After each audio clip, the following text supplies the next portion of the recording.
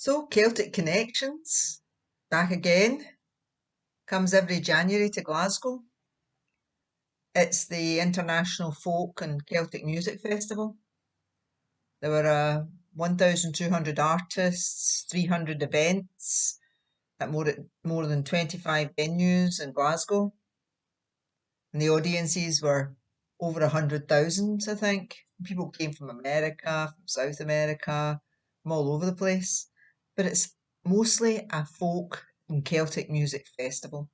It does traditional folk, roots, Americana, indie music, Gaelic music, country and western. There's a kind of brilliant Cuban jazzy salsa band called Buena Vista All Stars, who were at the Royal Concert Hall. They were amazing. Their set was brilliant, and they did modern and traditional Cuban songs. They were an absolute highlight for me. They were supported by Triptych, which is a violinist and a mandolinist, Greg Lawson, and a pianist and accordionist, Phil Alexander, and a bassist and guitarist, Mario Caribe. There was also the country music superstar Emmylou Harris and Scottish folk rock group Skerryvore, and the Grammy award-winning banjo player Béla Fleck.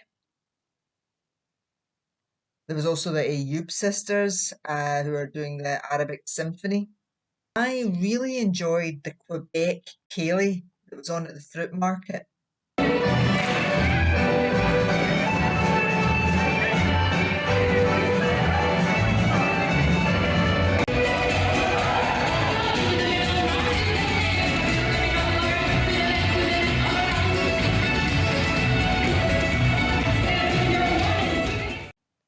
And that Cayley was hosted by Levent du Nord and Alistair McCooish Cayley Band. Another highlight was Donald Grant and Fergus McCready. They are a fiddle player and a piano player. They're kind of steeped in a kind of Gaelic tradition. And Fergus is an award-winning piano player. And he does both jazz and folk. Their sound was very unique. They had some original pieces and they had some covers of other musicians. It was really, really beautiful. And Donald had this knack of making his violin sound like a flute sometimes, the kind of small scraping, whistling movement. Or maybe it was a gadget that you play the music through, but it gave a really lovely, haunting sound to some of the music. There was also a Burns concert at Kelvingrove Art Galleries with some of his poems and songs. Another highlight was the Roaming Roots Revue. Now, this was its 14th year. It's a live music event curated and hosted by the Emmy Award-winning Scottish musician Roddy Hart. And the show just brings together lots of artists from America and Britain to celebrate American icons and American music. And it's backed by this 60-piece orchestra of final year students from the Conservatoire, which was conducted by John Logan, and they were sublime. They gave a lot of the music a really cinematic feel, which was absolutely beautiful. You had Glenn Campbell's daughter, Ashley Campbell, who sang Dolly Parton, and then a duet with Guy Garvey.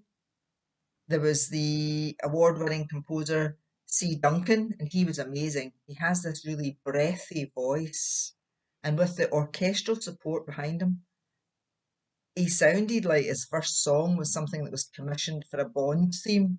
It was so brilliant.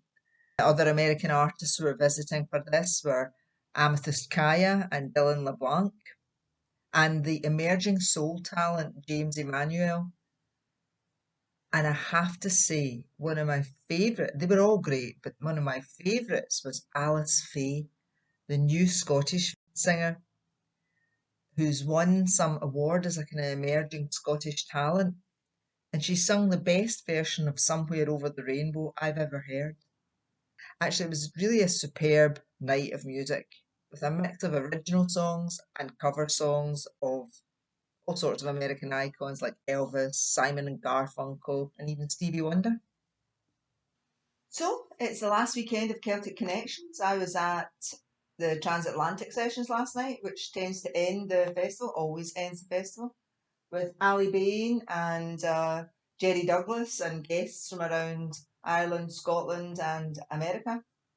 In fact, there was a huge Nashville component, and they had Kathy Mattea, who's a radio show host and a member of the Grand Ole Opry. She sang quite a few numbers, including one about a storm, an old Scottish song about a storm. And apparently there's a storm raging through Kentucky at the moment, where she comes from. Maybe that would have given the extra heart, but it was beautiful. There's also an Irish Gaelic singer. She was really good. She sang a couple of soft ballads. And there was Karine Pollard, a Scottish singer, who sang a song about a tree called Rebecca, which had a nice little story attached to it about a little girl who apparently wrote her name on a tree, but she didn't. And it became a village whodunit. Anyway, the tree still stands, even if the family are long gone.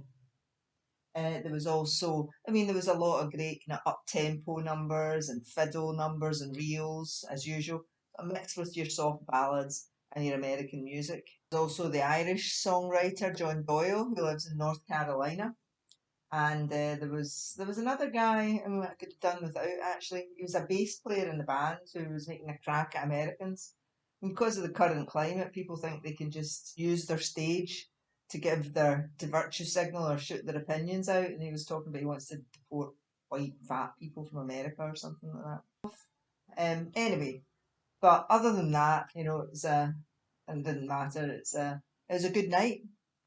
And like I say, it's going on today and tomorrow. There's still quite a lot on, and Transatlantic Sessions is back tomorrow night as well. And that's a wrap for the festival after that.